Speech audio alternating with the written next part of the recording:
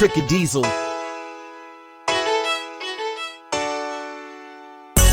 So today's video is about the newest purchase for the shop.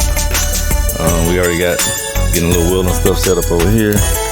Today we got the Millermatic. So trying to get it unboxed. I'm gonna give the camera to my main man, cameraman here. This is the, I didn't tell you the name on here, but here we go.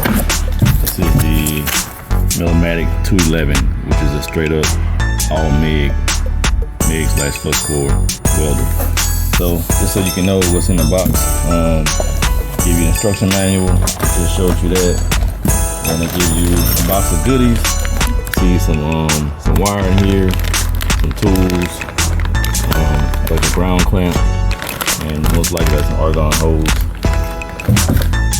or argon with welding gas. And they got it packaged nicely, so you get jacked up in shipping, you get a MIG done, basically, where it connects to the machine. Not sure how long it is yet, but you can read that on the website. And this is the regulator. Check this out. And it's gonna be a video on setting all this up. I'll deal with that later.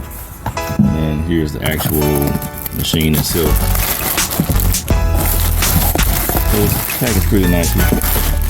And it's about, yeah, here we go. I made it all. But, it's supposed to be like 38 pounds or something like that. So this is the power plug, and as you know, Miller has a little unique plug where you can flip it around, and should be another plug in here somewhere. The 110 plug. That I don't see. Gotta figure that out. I thought I would have that plug in here, so I gotta find that. But this is it. And